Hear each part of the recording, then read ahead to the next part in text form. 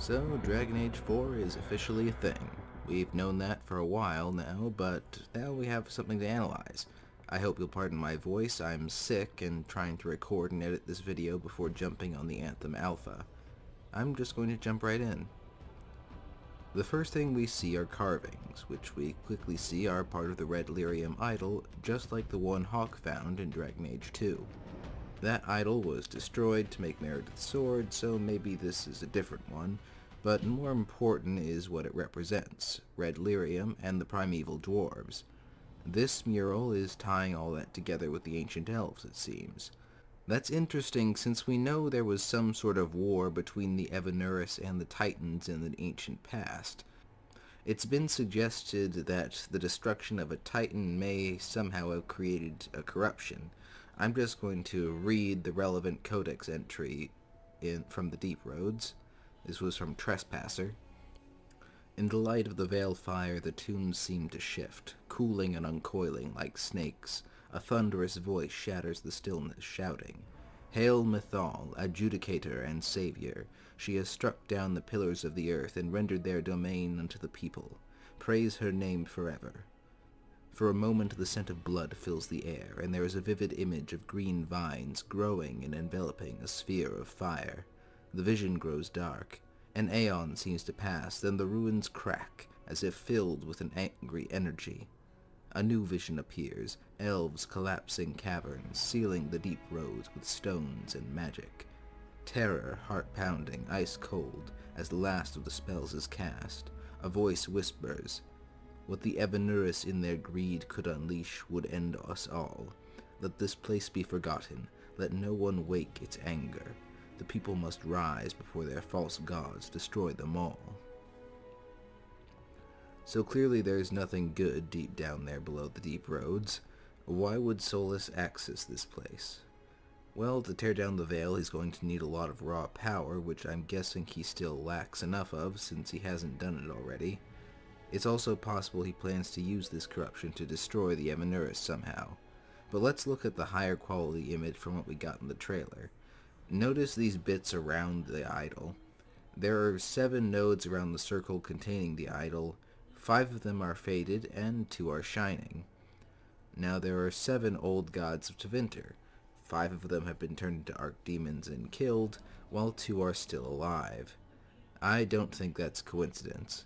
Putting those around the red Lyrium Idol is interesting because you may remember some of the things Solus said in Inquisition about the Grey Wardens.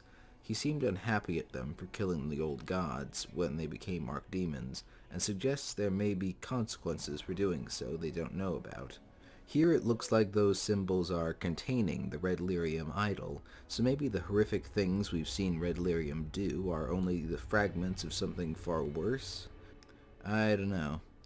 The presence of the old gods here does also provide another link to Tevinter, which we all pretty much assume is going to be one of, if not the major setting for Dragon Age 4.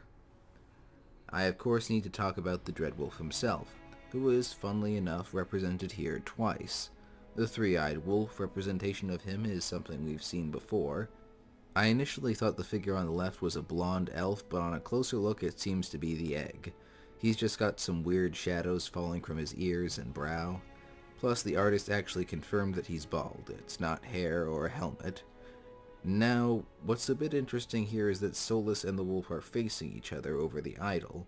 This could be an indication of Solus' misgivings or internal conflict, or maybe the way the wolf looms over him is supposed to indicate how Solus feels bound by his ancient purpose no matter what the cost. I'm reminded of one of his tarot cards from Inquisition, specifically the one that appears after Corypheus is defeated, which shows him walking with a dark wolf over him.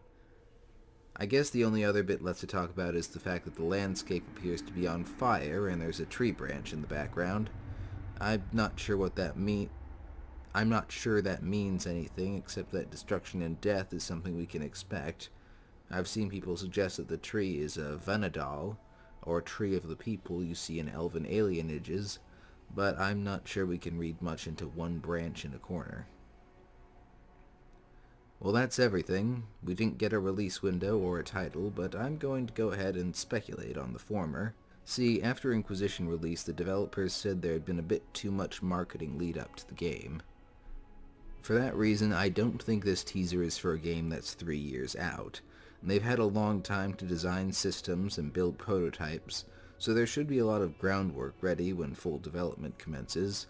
At the same time, they won't have been able to get a full dev team on this until recently, with Anthem tapering off, so even a late 2019 release is pretty unlikely. I'm going to go ahead and stake out the middle ground. I think a mid to late 2020 is our release window. That might be overly optimistic on my part, but don't crush my dreams. We'll know more once Anthem comes out. I'm expecting to hear more about Dragon Age at EA Play 2019, so sits tight until June, I guess. That's just 6 months away. In the meantime, I'm planning a bunch of lore videos for release next year, hoping to get on a more regular schedule starting in January. I've had several scripts, but I'm putting off recording them until I can breathe through my nose again. But hey, let's just be happy that we're getting another Dragon Age. See you next time.